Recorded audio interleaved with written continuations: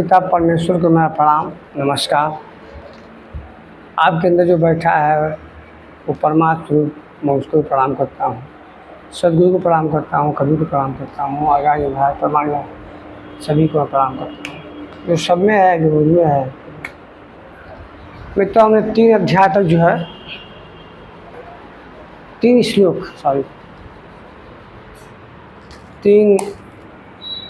श्लोक 6ठम अध्याय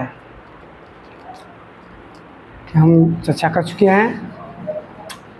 अब 6ठम अध्याय का ही 4था श्लोक, बस एक श्लोक तो पढ़ूंगा, समय काफ़ी हो गया है। और गर्मी बहुत पड़ रहा है, पंखा चल रहा है, परंतु मित्रों एसी नहीं है। एसी लग जाएगा, इसी महीने के लास्ट तक प्रयास करूँगा। गर्मी बर्दाश्त, वीडियो कैसे बनेगा? इतनी गर्मी पड़ रही है, कौन वीडियो बनाएगा? परंतु जो ज्ञानी होते हैं, जो मुनि होते हैं, उनको ठंडी, बरसात, जाड़ा है, सर्दी, गर्मी, धूप सब उनके एक समान होता है। जो योगी हैं, सन्यासी हैं, उन पर कोई भी मौसम का प्रभाव नहीं पड़ता है, किसी की बातों का प्रभाव नहीं पड़ता है, किसी के न किसी पत्नी के अंदर राग रहता है, न ही द्वेष रहता है। वह जो समान रूप से स्थित रहते हैं। ऐसे योगी, ऐसा होना चाहिए। तो मित्रों, हम 4था श्लोक पढ़ते हैं। 6ठम अध्याय अभ्यास योग, महाराज जी इसका नाम रखा है। एक श्लोक बस। तो क्या है? यदा ही नेन्द्रियार्थेषु न कर्मस्वनु सज्जते सर्वसंकल्प सन्यासी योगरूढ़स्थो उच्यते। उच्यते मतलब कृष्ण कहना चाहते हैं कि अर्जुन, मित्रों, समय नहीं मिल पाता है। जो यहाँ काम करते हैं सब 2 ही लोग हैं, हम लोग 2 लोग, और एक लोग चले गया बम्बई, और एक को भगा दिया, पैसा चोरी कर रहा था। क्योंकि मैं दुकान पर रहता नहीं हूँ, जिम से आऊँगा, उधर जाऊँगा, उधर खेलूँगा, ऐसे खेलने में घूमूँगा, ये सो जाता हूँ। पैसा चोरी करता हूँ, उसको मना किया, परंतु वो माना नहीं। मैंने बड़ा उसको ज्ञान दिया, परंतु मैं देखा कि उससे ज्ञान पे उसका कोई प्रभाव नहीं। फिर मैंने उसको कुछ कहा नहीं, मारा नहीं। मैंने कहा तुम जाओ, तुम चोर हो, पैसा चोरी करते हो, जाओ यहाँ से। 3 लोग यहाँ आते थे, अभी 2 लोग ऐसे तो खुदे सब आगे काम करने वाले से। उसका मुझे न हर्ष है और न ही दुख। मैं तो समान रहने वाला हूँ।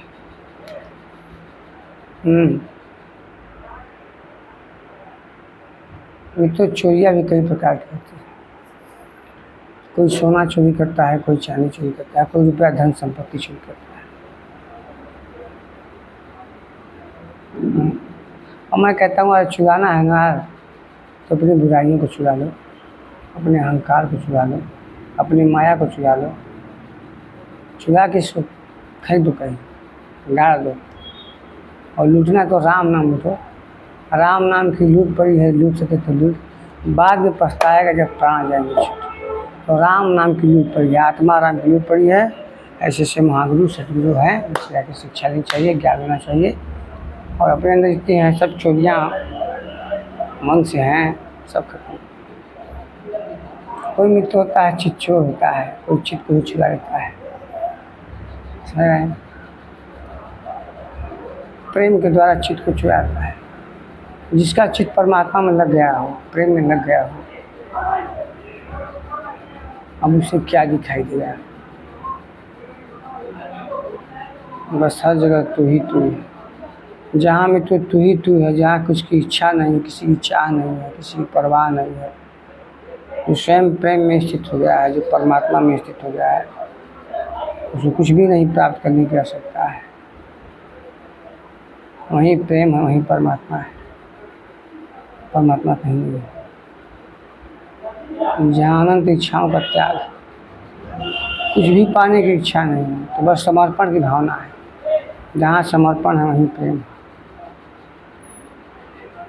जिसे प्रेम कर रहे हो, आपको कोई कामना नहीं उससे है, कुछ भी आप प्राप्त नहीं करना चाहते, कुछ भी नहीं उससे प्राप्त करना चाहते हैं, बस समर्पित हैं आप। तो वो आप में है, आप उसमें हैं, हर समय हर घड़ी हर चिंतन में रहेंगे आप। मित्रों,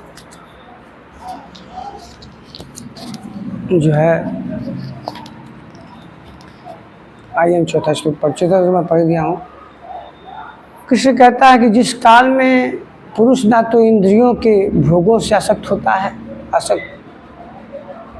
और ना कर्मों को आकर्षित होता, योग परिपक्व अवस्था में पहुँच जाने पर आगे कर्म करके किसे ढूंढे, अतः नियत कर्म आराधना आवश्यकता नहीं रह जाती है, इसलिए वह कर्मों में भी आसक्त नहीं है। उस काल में सर्व संकल्प सन्यासी सर्व संपन्नों का अभाव रहता है, अतः क्या होता है कि वह सन्यासी है, वही योगी है, वही योग आरूढ़ है और रास्ते में संन्यास नाम की कोई वस्तु नहीं है। इस योग का लाभ क्या है? मैं तुम्हें सच बता रहा हूँ, 100% विशेष सत्य कह रहे हैं कि मैं मेरा खुद का अनुभव है। अब मुझे कुछ भी मुझे योग करने में मज़ा आता है, मैं सत्य बता मित्रों, और ना मुझे गीता पढ़ने में मज़ा आता है। मैं सत्य बोलता ही बोल दे रहा हूँ, जो मेरे मन में है बता दे रहा हूँ। इसीलिए मेरा जो गीता है, आप देखते हो कि जो मेरा वीडियो आता है 4 दिन 5 दिन 6 दिन करता है, पहले मैं रोज़ डालता था, भूल से अगर एक दिन गलती तो भी नहीं, तो मैं रोज़ वीडियो डालता था। एक दिन पे आज डाला तो कल डाला नहीं था, परसों तो पक्का नहीं डालता था। परंतु अब देख रहे होंगे मेरा वीडियो 5 दिन पे 6 दिन पे 4, क्योंकि मुझे आसक्ति नहीं लगी इसमें, इसी में कुछ प्राप्त नहीं करना चाहता हूँ मैं, क्योंकि मैं सब समझ चुका हूँ, मैं सब जान चुका हूँ, मतलब इस आत्मा ने उसको अनुभव कर लिया है। अब मेरे लिए कुछ भी प्राप्त करने की मैं किसी से कोई अपेक्षा नहीं करता हूँ, तो मैं सच तो बोल रहा हूँ। लेकिन कहीं कहीं मेरे मन में ऐसा रहता है कि मैं सिद्ध करना चाहता हूँ कि मैं जानता हूँ, मतलब आत्मा के बारे में नहीं, मतलब मैं बताना चाहता हूँ कि मैं जानता हूँ, मैं बहुत विद्वान, मैं बहुत पढ़ा लिखा आदमी हूँ। मैं किसी को एहसास देना चाहता हूँ, अपना प्रभाव बनाना चाहता हूँ, परंतु मुझसे पाप है। इस परमात्मा मार्ग पे आकर या पाप कर रहे हैं ना, क्योंकि आप प्रभावशाली व्यक्ति बनना चाहते हैं, आप किसी की नज़र में श्रेष्ठ बनना चाहते हैं, अपना प्रभाव जमाना चाहते हैं वहाँ पे, अपने विद्या से, अपने विवेक से, अपनी डिग्री से, आपके अपने बाहुबल से, जिससे भी आप जैसे भी। इसलिए मुझे गीता पढ़ने में आनंद नहीं आता, क्योंकि गीता मेरे अंदर स्थिर हो गया है। अब मैं पढ़ने से क्या लाभ, मैं क्यों पढ़ता हूँ? तो मैं इसलिए पढ़ता हूँ, अगर 2-4 लोग भी मेरी बात सुन के गीता पढ़ने लगे, वो भी ऐसा नहीं, बस मेरा तो हो गया। मैं तो इसलिए से करता हूँ कि जो पीछे साधक आ रहे हैं, जिसे कृष्ण कह रहे हैं कि जो योगी होता है संन्यास से, तो जो परम तत्व परम होता है, परमेश्वर को जान जाता है, स्वयं के स्वरूप को समझ जाता है, स्वयं में जी लेता है, आत्मा में अनुभव करने लगता है, तो क्या करे, किसे प्राप्त करे, किसे चाहे, किसे न चाहे, तो उसको इसलिए कर्म करता है, इसलिए गीता पढ़ता है, इसलिए यज्ञ की प्रक्रिया करता है, ताकि जो पीछे साधक आ रहे हैं वो कोई समस्या न हो, वो भी कर्म को करें, वो तंत्र मंत्र के चक्कर में न पड़ जाए, ढोंग निकाल के चक्कर में पड़ जाए, कथावाचक के चक्कर में न पड़ जाए। इसलिए अच्छी साधक परमात्मा मार्ग में, शांति मार्ग पर चलना जरूरी है। जो साधक प्राप्त कर चुके परमात्मा को, स्वयं में स्थिर हो चुके हैं, ऐसे साधक को नित्य वो कर्म करना चाहिए, जिससे मैं आपको बता रहा हूँ, उदाहरण दे रहा हूँ। जिससे मित्रों मैं इसको बंद निकाल रहा हूँ, तो बड़ा गर्म हो रहा है, ये नया है मित्रों, मंत्री जी के यहाँ से, ये सब मंत्री के यहाँ से आता है, भाजपा के मंत्री हैं, नाम लेना उचित नहीं है।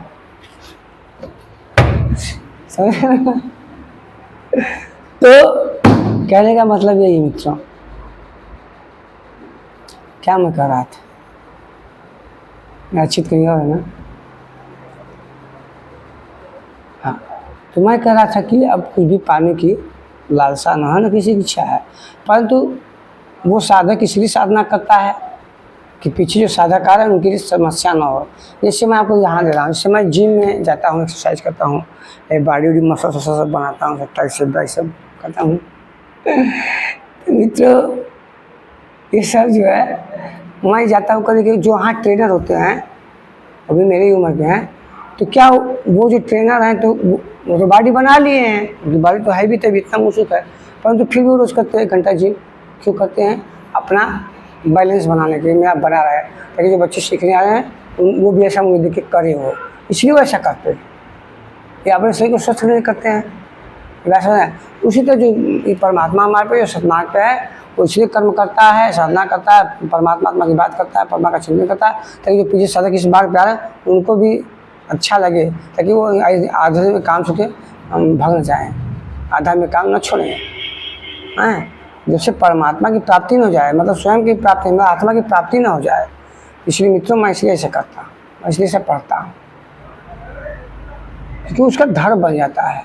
जिस मार्ग पे है परमात्मा के मार्ग पे, उसका धर्म बन जाता है कि ऐसा करे हो, मेरी बात समझ, इसलिए उसका धर्म बन जाता है, उसको करना ही पड़ेगा, क्योंकि उसका जितना ज्ञान अर्जन कर लेगा, जो परमात्मा का जो सब कुछ जान जाएगा, तो उसकी अब शेष क्या रह गया है? अब वो जानता है कि सब कुछ नष्ट हो रहा है, सब कुछ नाश होने वाला है, क्षण क्षण नाश ही हो रहा है, तो फिर क्या संचय करे हो? तो ये कि कुछ लोगों को भी इस मार्ग बता दे, जिस आनंद में जी रहा है, जिसको सी तो मेरे पास पैसा रहे ना रहे, मेरा मान नहीं रहता। लेकिन मेरा ये दिख रहा है ना, मेरा मैं बताया सब कल परसों वाली वीडियो में कि मेरा 3-4 ठे मेरे पास खो गया है, तो एक ब्लैक था वो भी कर, लेकिन मेरी पत्नी ने खरीदा है, उन्हें पैसा दिया है, तो क्योंकि मुझे आवश्यकता, उन्होंने कहा कि आप ले लीजिए, कहाँ क्या आवश्यकता हमारे पास, कहते अपने यहाँ ले लीजिए, वो भी टूट गया था, मुझे ठीक है तो उन्होंने दिया पैसा मुझसे, हमको इच्छा नहीं, इसकी कामना नहीं चाहिए, मैं तो काम टूटा से चल रहा था, परंतु लगा हमारी पत्नी को, उनको चाहिए था, उनको दे दिए, क्षमा का आसान हो जाता है। रील्स हम तो मैं रील्स ही बनाता हूँ ना, और रील्स भी देखा करिए, रील्स में मैं क्या लिखता हूँ भी देखा करिए, आप बता दिया, देखना हो कि उससे कोई प्रभाव करना। तो कह रहे हैं कृष्ण की जिस इस अवस्था में पहुँच चुका है, जिस काल में, मतलब जिस काल का मतलब द्वापर तत्व को हम बात नहीं कर सकते, काल का मतलब अवस्था, अवस्था मतलब समय, समय का मतलब योग में अरुण जी है, जो योग कर रहा है, जो साधना कर रहा है, वो साधक जिस काल में पहुंच गया है, किस काल में, तो कहते हैं न पुरुष न तो इंद्रियों के भोग, न इंद्रियों के भोगों पे, अब इंद्रियों के भोग के आँखों से देखना, कानों से सुनना, जीवा से स्वाद लेना, जिन इंद्रियों से वासनाएं को तृप्त करना, जो इस सब इंद्रियों का भोग नहीं करता है, उसमें भोग में उनकी आसक्ति नहीं है, वो इसलिए कर रहा है कि उसकी आवश्यकता में बात, तो मैं कल बताया था आवश्यकता के बारे में कि हमें आवश्यकता है तो इसलिए हमको प्रयोग करना है, परंतु उसमें आसक्त नहीं होना, हमें उसमें चिंतन नहीं करना है। वहाँ एक सुंदर नारी के लिए काश वो नारी हमें मिल जाती, ये सब नहीं करना है। आपका शादी विवाह हो गया है, आप बाल बच्चे होंगे ना पत्नी, तो आप अपने पति से समागम इसलिए करते हैं क्योंकि अपने संतान प्राप्ति की आवश्यकता है, और आनंद के लिए आप नहीं जा रहे हैं, निवास में, तो उसमें आसक्ति न हो, आवश्यकता है सही की, सहयोग करना, संसार करना, यह आवश्यकता है सही की, तो उस सही की आवश्यकता को पूरा करिए, उसका आनंद मत लीजिए आप। मेरी बात समझ रहे हैं? जो कृष्ण ने किया, जो कबीर ने किया, जो रैदास ने किया, माया में रहते हुए माया से परे रहना। जैसे कमल का जो फूल होता है वो कीचड़ में तो रहता है, परंतु कीचड़ का एक बूंद उसका स्पर्श नहीं कर पाता है, वो ऊपर रहता है, और ऊपर पानी पड़े वो टुक टुक छू जाता है, वहाँ वो टिके कहीं नहीं। ऐसे ही मनुष्य होना चाहिए, मनुष्य माया में रहते हुए माया पर उसका प्रभाव नहीं पड़े। मेरी बात समझ रहे? कहने का मतलब यही है। तो कृष्ण ने जिस काल जिस अवस्था में महापुरुष कर जाए, जिसको इंद्रियों में भी उसकी इच्छा नहीं है, आसक्ति नहीं है, आसक्ति के मतलब करता है, हम साफ बंद नहीं कर दिया है, मतलब जो आवश्यकता तो उसको उसका प्रयोग कर रहा है, क्योंकि आवश्यकता है इस शरीर को, कि 3 गुणों से बना हुआ है, सत्वगुण रजोगुण तमोगुण से बना हुआ है शरीर है, तो आवश्यकता है इसलिए सब करता है, तो शरीर की आवश्यकता है, उसमें आसक्त नहीं कि दिन रात वही कर रहा है, पत्नी के साथ ही आनंदित हो रहा है, नहीं ऐसी बात नहीं है। जब उसकी आवश्यकता पड़ी उसको ये धर्म है। तो और भोगों में आ सकता हूँ, भोग इंद्रियों के भोगों में, और ना ही कर्मों में आ सकता हूँ। अब कर्म का मतलब था वो करे न भोगों में न इंद्रियों में, वो आसक्त नहीं है, वो महापुरुष आसक्त नहीं हो, तो उससे परे है, वो तो बस आवश्यकता में उसकी पूर्ति कर रहा है, खाली स्थानों की पूर्ति करो। भाई बात समझ रहे हैं? मैं पढ़ा में तो कक्षा 2, 3, 4, 5, 6 साल में तो लोग भरते थे, तो रिक्त स्थान उसको भरना है सत्यमार्ग में जाके, ऐसा कृष्ण कहना चाहते हैं। और कर्मों में भी आसक्ति न हो। कर्म का आसक्ति का मतलब क्या, वो कहना चाहते जैसे कोई कर्म करे तो उसमें आसक्ति ना हो कि हमको इस कर्म के फल को चाहिए, फल के लिए खड़ा है नहीं, क्योंकि फल कि कामना से कर्म करेगा और जब उसको फल प्राप्त नहीं तो क्या होगा, उसको दुख हो जाएगा, वो राग देश से फंस जाएगा, वो सुख दुख लाभ हानि फंस जाएगा और क्या होगा, उसका मन भीत रहेगा। तो कहाँ वो आनंद को कहाँ प्राप्त कर पाएगा, उस परम पिता परमेश्वर का जो आनंद है वो नहीं प्राप्त कर पाएगा। इसलिए मुझे इसमें आसक्ति नहीं है, इस गीता पढ़ने में आसक्ति नहीं है। मैं तो इसलिए पढ़ता हूँ कि मैं दूसरा को बात सुनता हूँ, बस इसी मार्ग पर बस परमात्मा ऐसा कह रहा है करने के लिए, मेरा मन नहीं करता है, मैं सत्य बोलता है कि मैं वो अंदर में स्थिर हो चुका है, मैं सब समझ चुका हूँ, मैं सब जान चुका हूँ। मतलब मैं क्या, वो दृष्टा जान चुका है, समझ चुका है कि ये सब कुछ नश्वर है, मेरा मुझ में कछु नहीं है, और जो कुछ है सो तेरा, और तेरा तुझको अर्पण कर, तो क्या लागे है मेरा क्या है। अभी मेरी उम्र जो भी हो 30 40 35 जो भी है, अब 30 से 35 के बाद मैं कहाँ जाऊँगा, तो क्या मैं यहाँ लेने आया, क्या लेकर मैं कुछ भी नहीं कर सकता हूँ। तो मैं आसक्ति क्यों रखूँ, क्या चाहिए मुझे, ये कुछ लेना ही नहीं है, से कुछ देना ही नहीं है। अब ना किसी से मुझे कुछ लेना है, ना किसी से कुछ देना है, जो लिया यही लिया, जो दे रहा हूँ यही दे रहा हूँ, फिर क्या। अब मुझे छोड़ो, जाए दो वहाँ जहाँ मेरे गुरु कबीर है। तो अतः नियत कर्म आराधना की आवश्यकता नहीं रह जाती है। अब नियत कर्म आवश्यकता है सनातन मार्ग का, वो भी उसकी आवश्यकता नहीं थी कि मैं वही कर रहा हूँ, वही देखिए लिखा हुआ है, क्योंकि मुझे आवश्यकता नहीं इसकी अब है, क्योंकि मेरे अंदर स्थिर हो चुका। मैं क्या करूँ, गीता का मैं क्या करूँगा, गीता लेके चाटूँ नहीं, परंतु गीता का जो है दूसरे समाज के लिए, क्योंकि इसके इतना ज्ञान है अर्जुन वो तो अब उसको क्या चाहिए, तो वो निस्वार्थ भाव से परमात्मा मार्ग पे इसको करना पड़ेगा उसको, ये उसका धर्म बन जाता है। नहीं तो क्या, अतः नियत कर्म आराधना की आवश्यकता नहीं रह जाती है, इसलिए वो कर्म में आवश्यकता नहीं, तो क्योंकि उनको आवश्यकता भी नहीं है। जो सनातन मार्ग पर चला, जो परमात्मा मार्ग में चला, जो परमात्मा का साधना करे, वो समझ चुके जो परमात्मा का जो प्रकाश है, जो असर है, वो मेरे अंदर स्थिर है। तो मुझे किसको प्राप्त करना है, किस परमात्मा की बात, कौन परमात्मा, कैसा परमात्मा। अब उस परमात्मा की इच्छा भी नहीं रही ना, उसकी इच्छा ही, क्योंकि जो परमात्मा जो प्रकाश है, जो परमात्मा का स्वरूप है, जो परमात्मा में है, जो सब कुछ परमात्मा में है, वो परमात्मा स्वरूप मेरे में स्थित है, मैं उसमें और मुझे, मेरा मुझ में कुछ नहीं। जब मैं था तब हरि ने, अब हरि है मैं नहीं। जब हरि ही इसमें आ गया तो फिर किस हरि की तलाश, किस हरि की खोज, कौन हरि, कैसा परमात्मा। क्योंकि वो परमात्मा, ये आत्मा उसी परमात्मा से है, अरे उसी परमात्मा का आत्मा, तो फिर किसकी चाह, किसकी खोज, सब टाटा फिश, समझ रहे मित्रों। तो ऐसा कृष्ण कहना चाहते हैं कि वो इसलिए कर्म में आसक्त नहीं होता, क्योंकि जो कर्म करेगा, क्योंकि उसको फल की कामना नहीं है, बिना फल की कामना से कर रहा है, हो चाहे ना हो, हाँ लाभ हानि मिल जाए, हमसे क्या मतलब है, बस मैंने कर दिया, मेरा फर्स्ट मैंने करे, बस कर हो गया। आसक्ति रहेगी तो उसको सुख दुख लाभ होना जी, वो सुख दुख के चक्कर पड़ेगा, लाभ हानि चक्कर पड़ जाएगा, और जब लाभ नहीं मिलेगा तो रोएगा, गाएगा, चिल्लाएगा, तब कहाँ पड़े हुआ सुख दुख लाभ हानि जब बाना पान से, तो इसी माया में है, वो प्रभावित तो है, अभी प्रभाव से कहाँ बाहर गया हो, ऐसा किसी में। उस काल में सर्व संकल्प संकल्पों का अभाव, अब उस काल में, उस अवस्था में, जिस अवस्था में साधक पहुँच जाता है, तो वहाँ सर्व संकल्पों का अभाव, अभाव क्या मतलब, जो परमात्मा की चाह है, जो परमात्मा को पाने की आवश्यकता है, वो चाह भी उसके पास है, क्योंकि परमात्मा को नहीं प्राप्त कर सके। जानते हो परमात्मा में स्थिर, तो मैं किसको खोजूँ, मैं बार बार उनकी बात बता रहा हूँ, वो किसको खोजे, किसको जाने, किसको पाए, सब कुछ वही है। तो किसके लिए तलाश, किसके लिए खोज। कहने का मतलब एक मैं कथा सुनाता हूँ। एक लोहार था, तो लोहार क्या करता है, वो जानते हैं पशुआ हथौड़ी सब ले जाता है, सब काटने लगे। तो यहीं पे लटका के पूरे मोहल्ले में घूम के कहा, भैया हमारे यहाँ बसुलाब का आया है, मेरा बसुलाब क्या है, सब निकल नहीं हुए कि नाम। तो गया का निकल ध्यान से कर, अब क्या खोज के हम तो बसुला पर खोज रहे हैं, तो काम करना है, कि तो बसुआ क्या है कंधा पे, तो यही है मेरे। तो हुआ कहने का मतलब यह है, मेरे भैया, मेरे दोस्त, मेरे साथी, मेरे मित्र, मेरे बंधु, कहने का भाव यही है कि घर में छोरा, गली में ढिंढोरा। तो जब घर में ही आत्मा बैठा है, तो हम बाहर किस आत्मा परमात्मा को खोजें, तो मुझसे बड़ा मूर्ख कोई है ही नहीं है। जैसे कालिदास थे, जिस डाल में बैठे थे उसी डाल को काट रहे थे, उनको पता नहीं डाल काटेंगे हम गिर जाएंगे।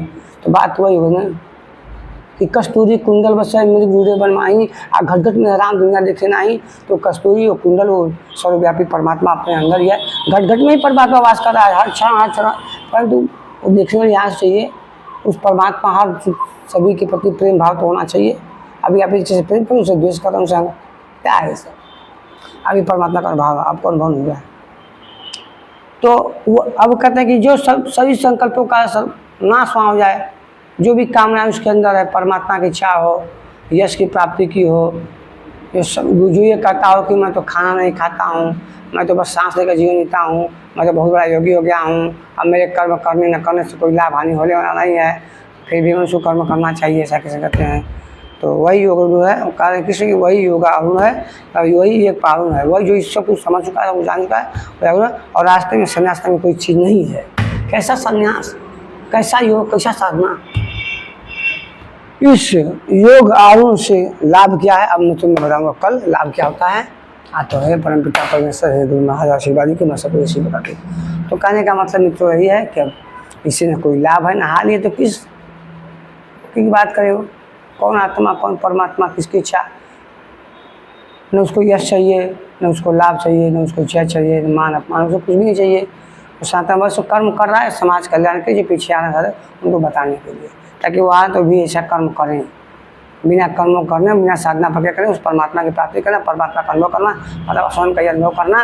क्या है भगवान, आत्मा क्या है, ध्यान क्या है। अब ध्यान साधना करो किसके लिए कर रहे हो, वहाँ कोई का परमात्मा नाम कोई चीज़ है क्या, जो प्रकाश हो कोई चीज़ है क्या, क्योंकि वही प्रकाश आपके अंदर विद्यमान, फिर आप किसको खोजेंगे, किसको जानेंगे, उसको अनुभव कर लीजिए आप। ओम परमपिता परमेश्वर कल्याण ओम श्री संग्राम ओम कल्याण को जितने कष्ट करिए अपने गुरु